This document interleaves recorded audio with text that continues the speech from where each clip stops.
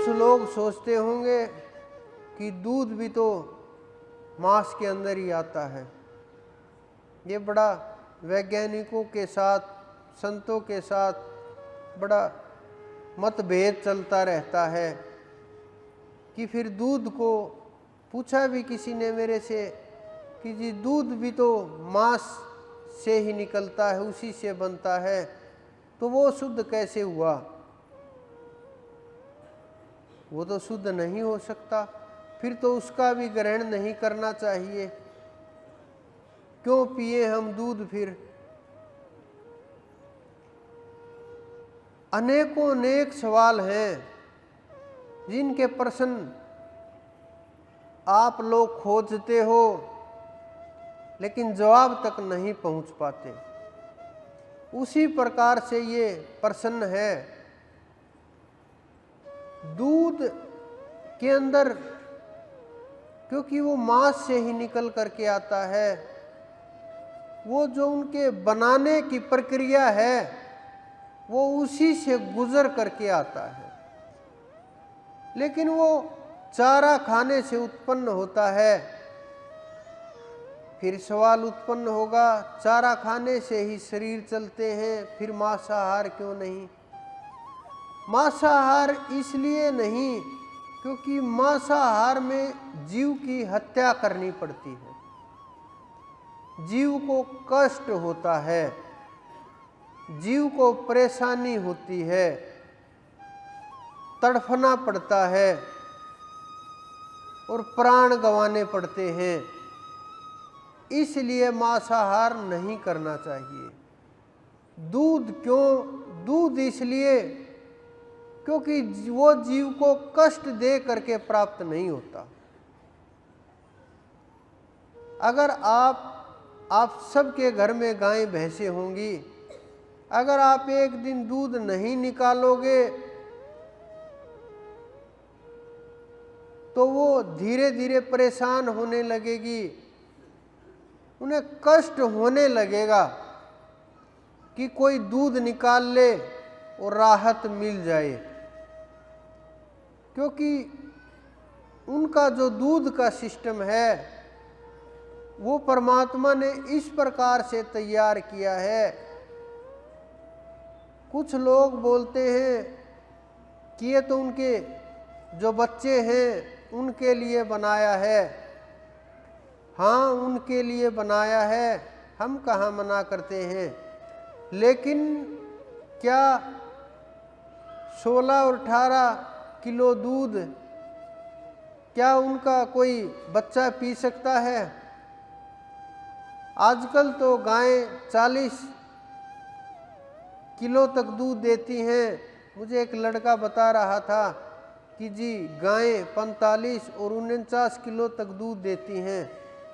मैंने कहा ये तो बहुत बड़ी बात है।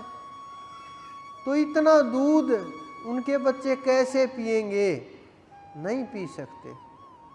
तो इस कारण से उनको भी कष्ट ना हो और आपका भी भोजन का काम चल जाए, तो ये मांसाहार में नहीं आता।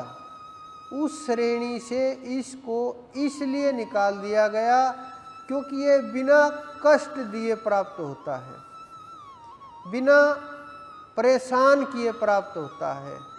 जिस प्रकार बुद्ध ने बोल दिया, किसी ने प्रश्न किया कि मांसाहार करना चाहिए या नहीं करना चाहिए, उन्होंने बोल दिया कि मरे हुए जानवर का मांस खाने से कोई नुकसान नहीं होता, कोई दोष नहीं लगता। लेकिन नेपाल के अंदर आप जाके देखोगे, देखना काठमांडू के अंदर दुकानों के ऊपर बोर्ड लगा दिए गए हैं कि मरे हुए जानवर का मांस यहाँ मिलता है। वो मरे हुए जानवर का मांस नहीं है, वो मार करके लाए गए जानवर का मांस है।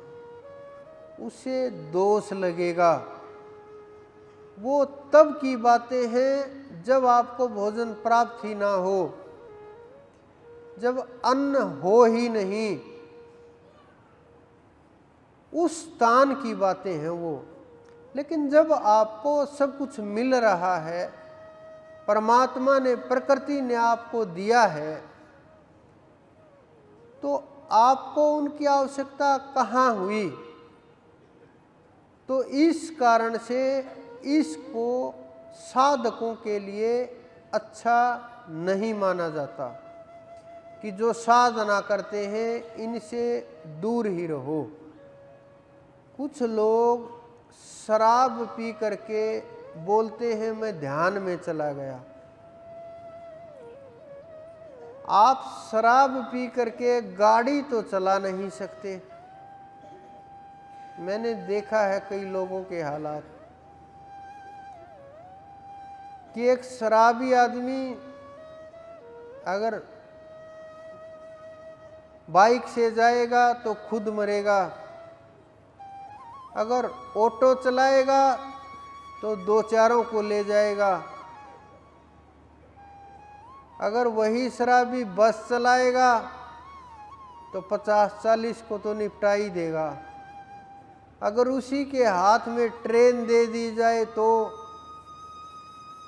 जब वो अपने जीवन को नहीं चला सकता, अपनी जिंदगी को नहीं चला सकता, अपने सांसारिक रास्ता तक तय नहीं कर सकता, वो आध्यात्मिक रास्ता कैसे तय करेगा?